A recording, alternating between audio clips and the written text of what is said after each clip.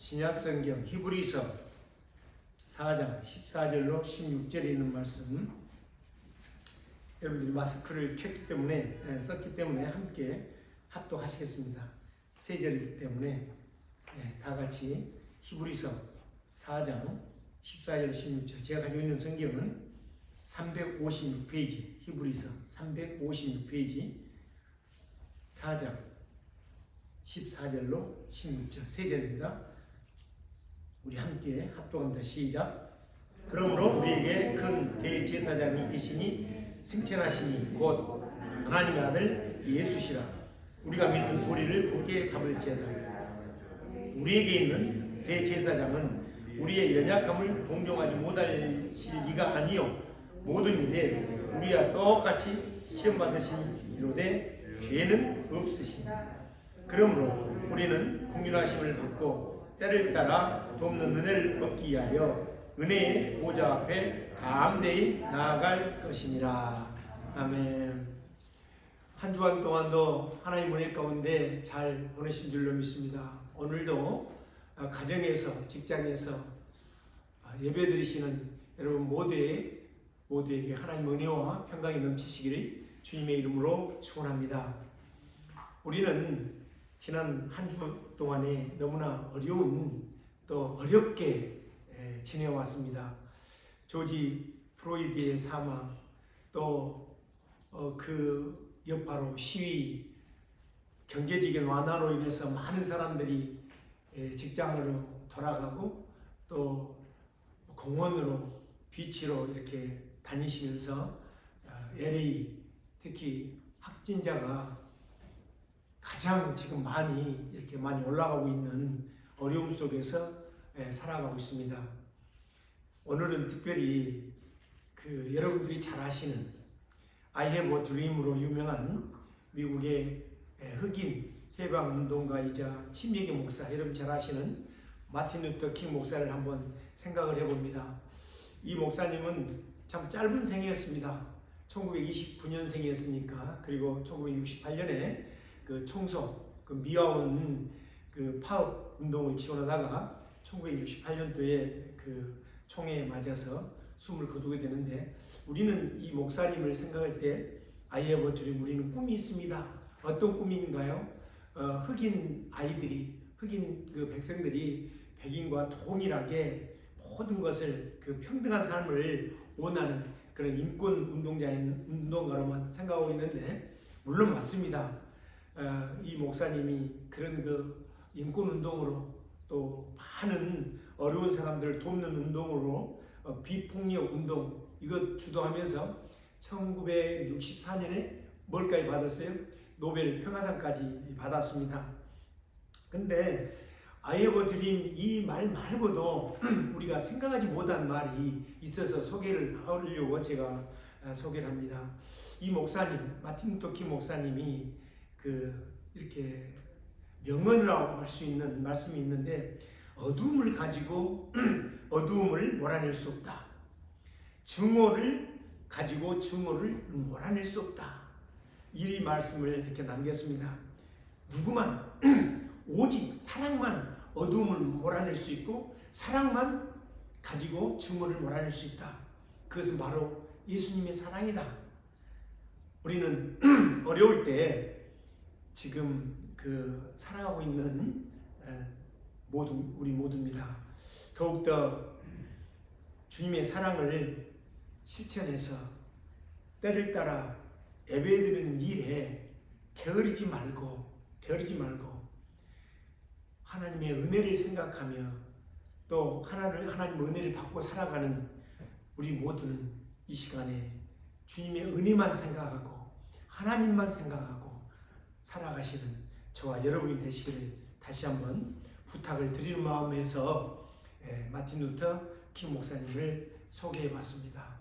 정말 목사님 이후로도 계속해서 이렇게 살인사건, 강력사건이 일어나는데, 우리 예수 믿는 사람들이 그 일을 위해서도 기도를 해야 됩니다. 이번에도 세르토스 토렌스에서 아시안 여성에게 또 남자에게 인종적인 차별을 발현한 것도 참 가슴 아픈 일이고, 우리는 이 모든 어려움 속에서 살아가는데 이때마다 우리가 할 수 있는 것은 기도밖에 없습니다. 오늘 우리가 은혜로 살아간다고 하는데 은혜로 살아갈 때에 우리가 생각해야 될 것이 있습니다. 뭔가 예수님의 고난, 부활을 빼놓으면 아무것도 우리는 없습니다. 예수님의 고난, 십자가에 돌아가신, 죽으신 사건, 부활의 사건 빼면은요 아무것도 내놓을 것이 없습니다. 그것을 가장 대표적으로 인용을 하고 또 은혜 가운데 살아가는 사람을 소개하자면 사도 바울입니다. 사도 바울은 뭐가 됐든 간에 말씀을 인용하면서 예수님의 죽음, 예수님의 부활에 대해서 계속해서 말씀을 전파했습니다. 오늘 우리는 히브리서 4장 14절로 16절을 합독을 했지만은 고린도전서 15장 3절에 보면은 예수님의 고난에 대해서 기록이 되어 있는데 성경대로 그리스도께서 우리 죄를 위하여 죽으시고 그렇게 말씀대로 죽으시고 고린도전서 15장 4절에 보면은 성경대로 사흘 만에 다시 살아나사 이것은 우리들이 추구하고 우리들이 원하고 우리가 믿고 우리가 바라는 사건입니다. 성경대로 죽으시고 성경대로 살아나신 사건. 그런데 이 말씀으로 끝나는 것이 아니라 성경대로 살아나신 예수님이 누구에게 보이셨고 어떻게 하셨는가를 구체적으로 기록이 되어 있는데 고린도전서 15장 5절에 보면 베드로에게 보이시고 12 제자에게 보이시고 500여 형제에게 보이시고 또 야고보에게 보이시고 그 다음에 맨 나중에 고린도전서 15장 8절을 보면 맨 나중에 만삭되지 못하여 난자 같은 내게도 보이셨다고 했습니다. 이거 뭐예요?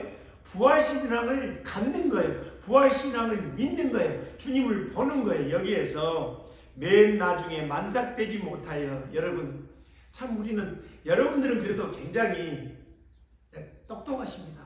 지혜롭고 정말 여러분들 어디에다 내놔도 거의 정말 대표적인 사람들입니다. 저는 여러분들에 비하면 너무 부족해요. 사도 바울이 고린도전서 15장 8절에 만삭되지 못했다. 이것은 생리학적으로 10달이 되지 못한 거예요. 여러분 그냥 조생아예요. 일찍 난 미수가 발달되지 못하나 그렇게 표현을 했습니다. 부족하다는 거예요. 여러분 우리가 하나님 앞에 주님 앞에 온전하고 완전한 사람이 누가 있겠습니까? 그런데 사도 바울은 맨 나중에 만삭하지 못한 나 같은 사람에게도 보이셨다. 오늘 이 말씀 가지고 우리는 은혜를 받아야 돼요. 나 같은 사람도 하나님께서 택하셔서 은혜 받게 하시고 예수 믿게 하시고 교회 생활하게 하시고 신앙생활 하시게 하시고 공동체 생활하게 하셨다는 것을 생각할 때 우리는 나 같은 사람에게도 나 같은 인간에게도 하나님께서도 오셨다 보신다. 이게 뭐예요? 은혜입니다.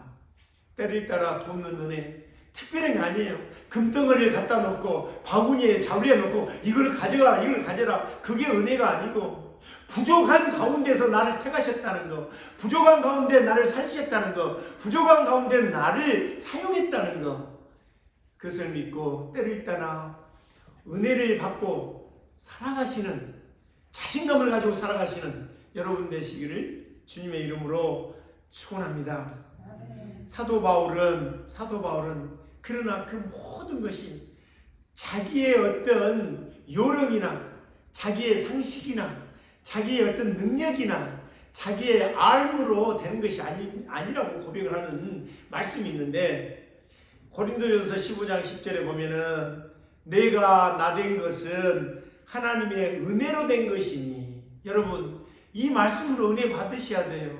저도 이렇게 생각해 보면 목회하는 거나 목회자가 된 거나 가정을 이룬 거나 친구들이 있는 거나 동료들이나 가족들이나 부모 형제를 생각해 보더라도 내가 여기 있는 것은 내가 나 된 것은 무엇으로 된 것이다? 하나님의 은혜로 됐다는 거.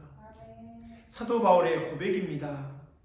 내게 주신 그 은혜가 헛되지 아니하여 고린도전서 15장 10절 내가 모든 사도보다 더 많이 수고해서는 사도 바울을 고생하는 건 여러분 잘 아시잖아요. 강물의 위험, 강도의 위험, 동족의 위험, 배고프고 못 먹고 맞아서 또 항의하면서 배가 파선하면서 수고하고 전도할 때마다 너무 힘들었잖아요. 근데 그 모든 것이 공을 누구한테 돌렸어요? 자기한테 돌린 게 아니에요. 누구에게? 하나님은 내가 한 것이 아니요 오직 나와 함께 하신 하나님의 은혜라고 있습니다. 오늘 이 말씀을 듣고 예배를 드리시는 모든 여러분들이 여러분의 삶이, 우리의 삶이 하나님의 은혜라고 고백하시는 여러분 되시기를 주님의 이름으로 축원합니다. 아멘. 구약에도 마찬가지 우리와 같이 이렇게 어려움에 살아간 사람이 있었습니다.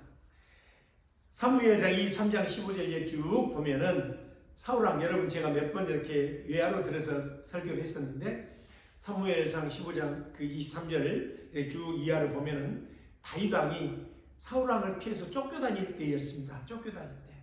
그 쫓겨다닐 때 시편 31편에 기록이 되어 있는데 고난으로부터 건져내 주시기를 간구하는 마음, 고통에서, 고난에서, 어려움 속에서 건져내 주라는 그런 마음으로 기도하는 성경이 바로 시편 31편인데 시편 31편 1편에 보면은 여호와여 내가 주께 피하오니, 여러분 이 말씀이 주께 피하오니 이것은 우리가 주께 피한다? 그 말씀이 아니고 주께 의지하는가, 주께 피한다는 말이 한국 성경에서 써 있는데 주께 의지하는 거예요. 여러분 산성도 요새도 있지요, 반석도 있지요. 그러나 주를 의지하는 것, 그것이 나를 영원히, 그러면서 하나님 나를 영원히 부끄럽게 하지 마시고 주의 공의로 나를 건지셔서, 이 말씀을 보면은 어려운 가운데에 어쩌면 죄를 지을 수 있다는 거죠. 어려울 때, 힘들 때. 여러분 저는 이 말씀을 준비하면서 정말 흐트러지면 안 돼요.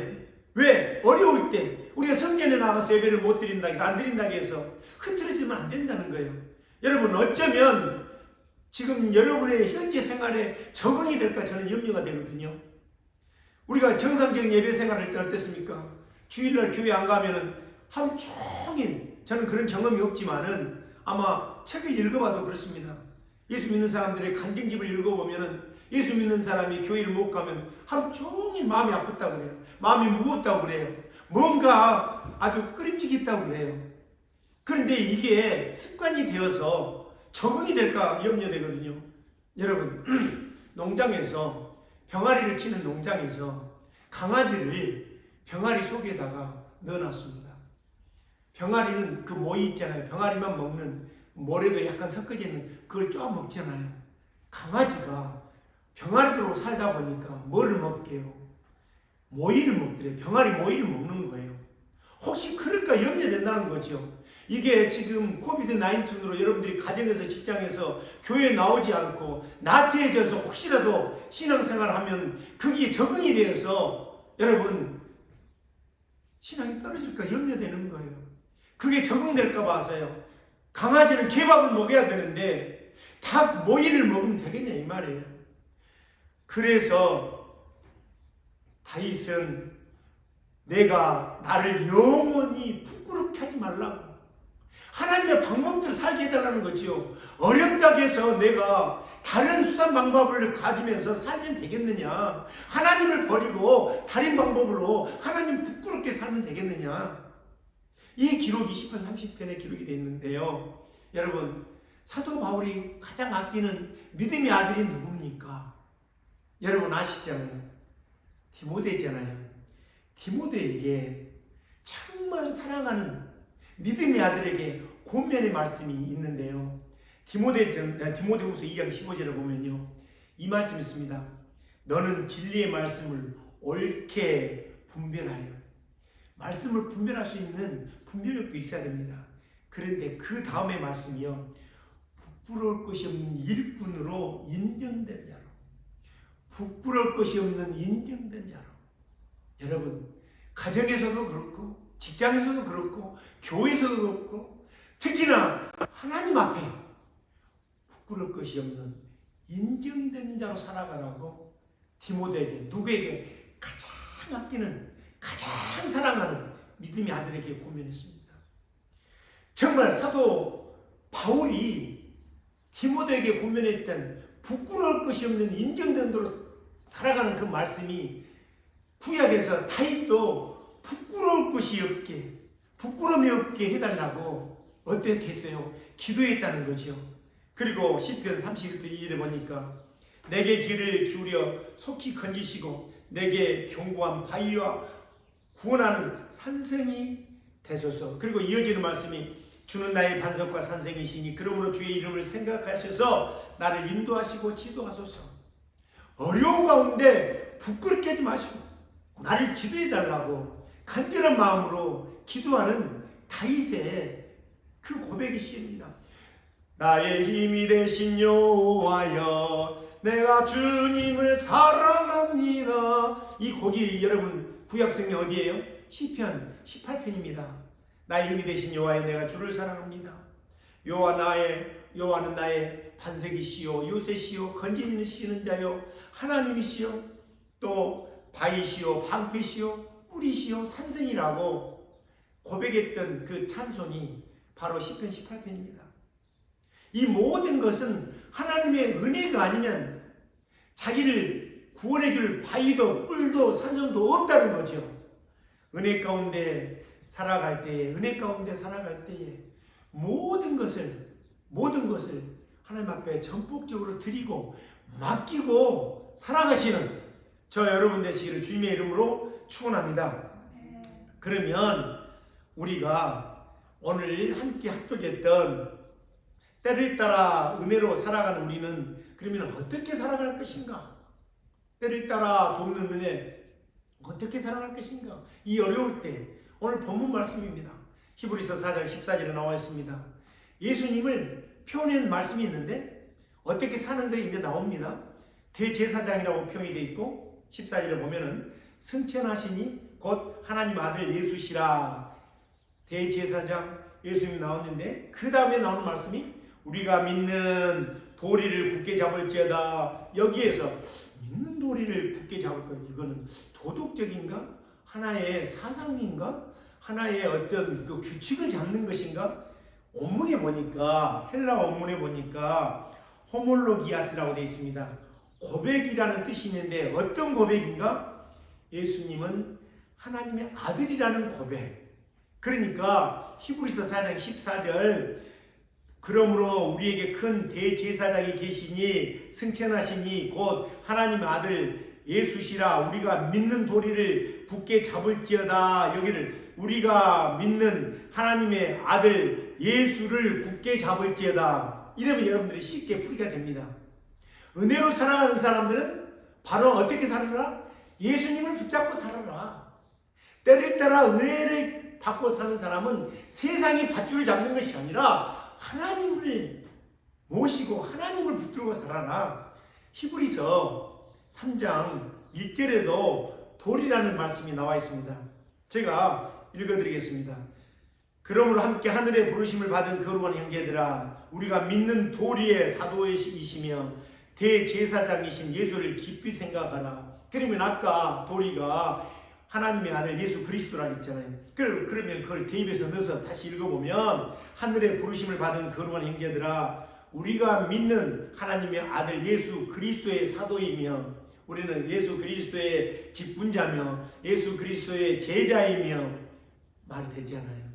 그러니까 예수님 예수 그리스도의 제자답게 사도답게 살고 붙들고 살고 또 히브리서 10장 23절에 보면 또 약속하신 이는 미쁘시니 우리가 믿는 도리의 소망을 위하여 소망을 움직이지 말며 굳게 잡고 여기서도 우리가 믿는 도리의 소망을 우리가 믿는 하나님의 아들 예수 그리스도의 소망을 그러니까 소망을 붙들고 움직이지 말고 굳게 잡고 말씀 나와 있습니다. 바로 때를 따라 돕는 은혜로 살아가는 사람은 하나님의 아들 예수 그리스도에게 소망을 두고 제자로서 직분자로서 소망을 가지고 살아가라는 그런 말씀입니다. 오늘 주신 말씀 속에서 대제사장 하나님의 아들 예수 그리스도는 어떤 분이신가?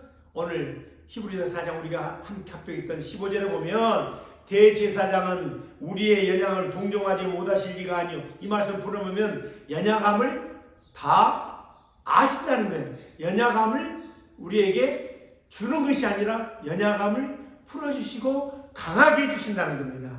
그러니까 연약함을 살핀다는 거예요.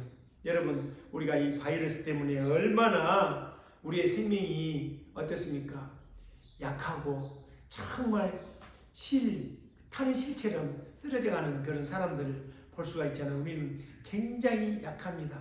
그런 가운데서도 그냥 놔두지 아니하시고 연약함을 놔두지 아니하시고 긍휼함을 따라서 때를 따라 돕는 은혜를 주신다고 했습니다. 여러분, 이것도 우리가 생각해 볼 수 있는, 더 기도할 수 있는, 하나님 앞에 더 가까이 할 수 있는 그런 시간이 된 줄로 생각을 해봅니다.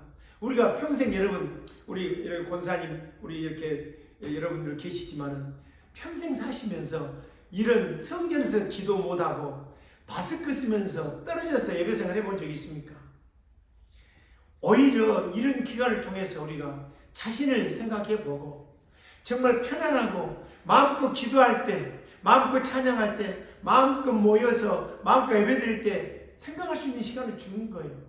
내 자신을 돌아볼 수 있는 시간을 주신 거예요. 때를 따라 돕는 은혜, 살아가는 방법을 다시 한번 우리에게 주시는 겁니다. 은혜의 보좌 앞에 나아갈 때 여러분 시간이 많이 흘러가고 있는데 우리가 버려야 될 것이 있습니다. 우리는 은혜 생각하는데 은혜 받기 위해서 한두 가지 버려야 됩니다. 뭘 버려야 되는가? 정욕 버려야 돼요. 교만 버려야 돼요. 이기심 버려야 돼요. 자만감 버려야 돼요. 우리에게 주신 시간 얼마나 남았습니까? 우리는 알지 못해요. 우리에게 주신 건강 누가 장담할 수가 있겠습니까? 그러나 이 시간, 이 건강 장담할 수는 없지만 때를 따라 주신 은혜대로 정말 그 짧은 시간, 알 수 없는 건강 속에서 정말 하나님 앞에 바쳐지는 시간, 때를 따라 은혜를 주시는데 그 은혜로 살아가시는 여러분 되시기를 주님의 이름으로 다시 한번 부탁을 드립니다. 정말 좀 시간이 되면은 그 좋은 장로님 한 분이 계셨는데 그 장로님을 잠깐 소개한다면 강북중앙교회 그 한봉수 장로님 있는데 이분은 정말 불신 가정에서 오남매 막내로 자라면서 하나님이 누군지 세상이 뭔지 그냥 열심히 살면서 30대 중반에 예수 믿게 되면서 세상과 교회와 하나님과의 저울질을 하면서 절은발이 생활했습니다. 그런데 되는 것이 없어요. 되는 것이. 그런데 이제 어느 날 정말 하나님의 말씀을 읽으면서 잠언 17장 1절을 읽으면서 마른 떡 한 조각만 있고도 하모가는 것이 제육이 집에 가득하고도 다툼으로 떠났다. 아이프하고 다투고 자녀들하고 다투고 동료들과 다투고 되는 것이 한 번 해보자. 한 번 해보자. 믿음의 생활 해보자. 그리고 성경도 한번 살아보자. 그러면서 자녀들을 불러서 가정예배를 드리려고 하니까 자녀들이 들어주겠어요. 벌써 자라서 저 멀리 간 자녀들이 아버지 앞으로 주님 앞으로 돌아올 시기가 벌써 넘었어. 깨달은 것이 하나입니다. 내가 은혜의 생활을 하자. 내가 변화의 생활하자. 내가 변하면 자식들이 변하겠지. 내가 변하면 내 아내가 변하겠지. 그러면서 조금씩 양보하고 교회 생활을 적극적으로 하고 자녀들에게 사랑을 베풀고 성경을 쓰기를 하고 그렇게 했던 은혜 생활을 하다 보니까 자녀들이 돌아오고 자기 자신이 예수 믿어 정말 하나님 앞에 축복을 받았다고는 그 간증직업을 읽어봤는데 아무튼 우리가 은혜의 때가 있는데 이 때를 놓쳐서는 안 돼요. 우리에게 주어진 시간, 우리에게 주어진 건강 얼마나 남았겠습니까? 여러분 이 시간 속에서 이 건강 속에서 정말 오직 하나님만 붙들고 은혜의 생활하시는 저와 여러분 되시기를 주님의 이름으로 축원합니다. 성경 구절을 두 구절을 소개합니다. 시편 63편 7절을 보면 주는 나의 도움이 되셨습니다.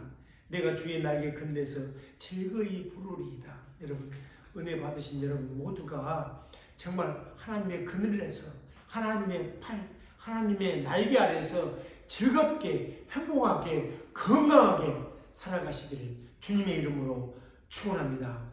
시편 121편 1절에 보면 내가 산을 향하여 눈을 들리라.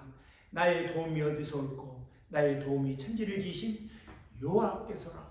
이렇게 고백했던 것처럼 주님 외에는 어떤 것도 해낼 수도 없고 어떤 것도 받을 수도 없고 주님께로부터 은혜를 받고 주님께로부터 축복을 받고 또 한 주간을 살아가시는 저와 여러분 되시기를 주님의 이름으로 축원합니다. 기도하시겠습니다. 아버지 하나님 감사합니다.